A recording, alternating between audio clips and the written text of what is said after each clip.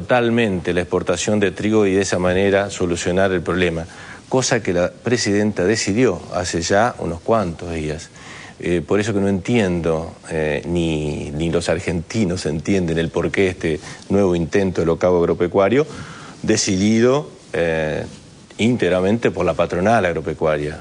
Yo quiero hacer una diferenciación que no es producto del pensamiento solamente del gobernador, sino de todos los entrerrianos. Nuestros productores, la mayoría de los pequeños y medianos productores no tienen nada que ver con señores como estos. No tienen nada que ver. Ahora, cuando usted dice no lo entiendo, ¿es que no entiende o es que entiende que pasa, hay otra cosa atrás? Sin duda que hay una intencionalidad claramente política que bueno, en este documento televisivo lo terminamos de ratificar, como lo existió en aquel momento más bravo del conflicto. Pero además, en general a la producción argentina le fue muy bien, y en aquellos sectores que hubo problemas de sequía o de inundación, como los hubo en nuestra provincia, siempre estuvo el gobierno nacional presente, destinando recursos que llegaron hasta el último peso a los productores entrerrianos, y en eso dan fe todas las asociaciones de productores pequeños, medianos, que en Entre Ríos, ante cualquier adversidad, tuvieron al gobierno nacional, que junto al gobierno provincial los estuvo asistiendo, aun cuando había estos conflictos que se dieron en la Argentina. Así que no tengo duda que la intencionalidad es claramente política, claramente política. ¿Omaro? Creo que hay un tema que es muy interesante, que es, bueno, primero, el mal llamado campo también es mal llamado campo porque hay una heterogeneidad de sectores, como planteaba recién el gobernador. Hay sectores que no responden al discurso más rancio de la derecha que expresa por ahí Biolcati. Pero sí, en todos los casos, aparece siempre un problema que es el rol del Estado. ¿Cuál es el rol del Estado? ¿Cuál tiene que ser el rol del Estado? En el chiste de, la sequía un poco aparecía esa idea de, bueno, ¿qué tiene que hacer el Estado? Porque a veces parece ser que el Estado es un obstáculo, es un rapiñero, nos roba a los productores que somos quienes creamos la riqueza y el Estado la roba, la extrae de los productores para hacer sus chanchullos, ¿no? En una mirada más bien liberal básica, que es muy propia de la burguesía pampeana argentina desde su consolidación, de que perdió el control del Estado. Desde que, el Estado dejó de ser una especie de representante directo de un sector social. Ahora, al mismo tiempo se le pide al Estado que intervenga, que otorgue subsidios, que otorgue formas de vinculación con el mundo. Hay un montón de áreas en las que se pide que el Estado intervenga. Entonces, ¿qué hacemos? ¿Cómo vemos al Estado en este caso? El Estado tiene que intervenir, manontropo, ¿de qué manera?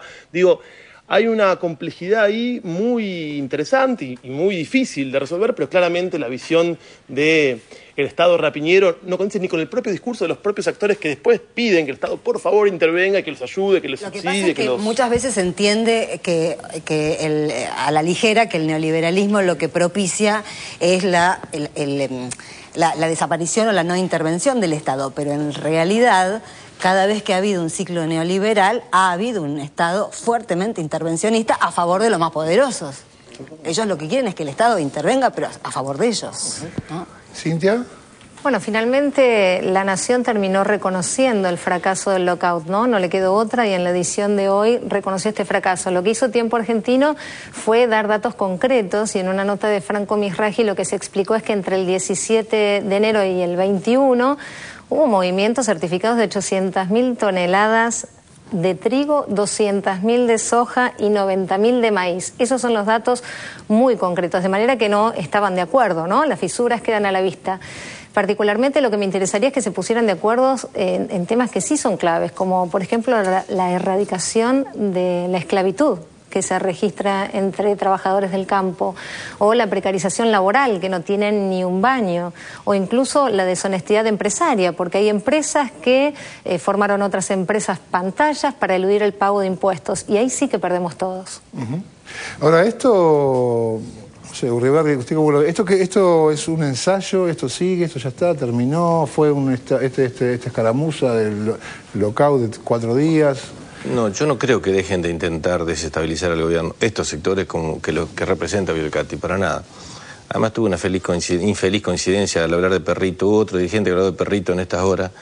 No sé si ustedes tomaron nota en la década, que sí. trató de perrito garronero y otro que trató de perrito faldero a un ministro de la Nación.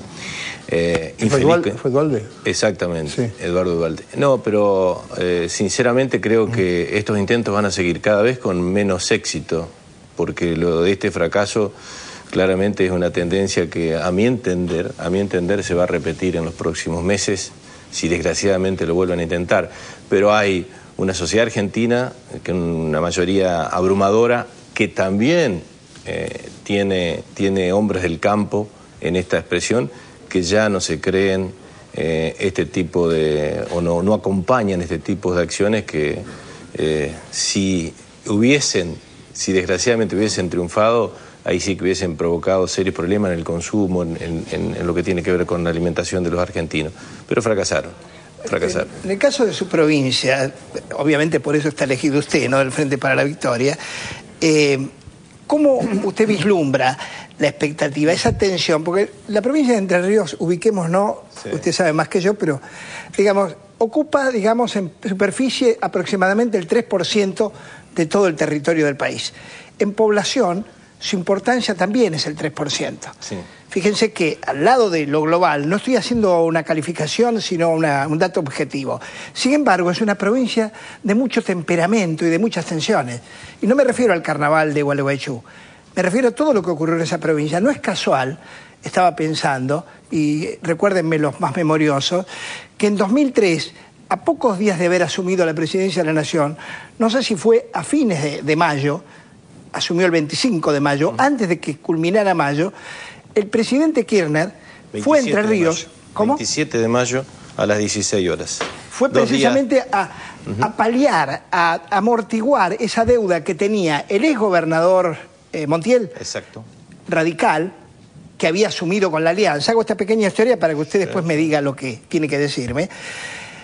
Y recupera parte de una deuda con los maestros que tenía 6 o 10 meses que no cobraban el salario. Sí, pero además lo más grave es que un 27 de mayo todavía no se había dado un solo día de clases en la provincia de Entre Ríos. Un solo día de clases. Era la Argentina donde todavía estaba la carpa blanca en muchas plazas de las provincias, y Néstor Kirchner a 48 horas de haber asumido llega a Entre Ríos para solucionar ese problema y para que se empiece a dar clases en Entre Ríos. Es la misma Entre Ríos que yo escuchaba hace 48 horas atrás desde la corporación de Gualeguaychú, corporación de empresarios industriales, anunciaban que en 8 años se cuadruplicó el empleo en Gualeguaychú. Digo, para dar un dato que ayude a conocer de qué provincia estamos hablando, de qué país estamos hablando, la imagen que uno termina de darse cuenta que tiene la Argentina del mundo, y que yo vi en este viaje con la presidenta, es la imagen de un país distinto, de un país mejor. Y esa imagen está íntimamente ligada a la figura de la presidenta, es lo que más nos alegra. Pero bueno, tendremos que seguir lidiando con estas cosas.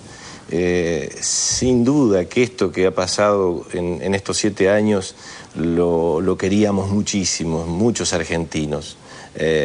Y va a costar todavía, va a costar de que entre todos los argentinos de buena fe, de buena leche, como yo digo, derrotemos estas intentonas de desestabilización que van a seguir dándose en nuestro país. Pero ya la Argentina no es que está cambiando, la Argentina cambió para bien. Y nosotros tenemos que hacernos cargo de esos cambios, nosotros y miles de hombres y mujeres más que acompañemos este modelo transformador, democrático, popular, y sin duda que cada vez somos más, y eso es lo lindo, ¿no? Bien, vamos ahora, cambiamos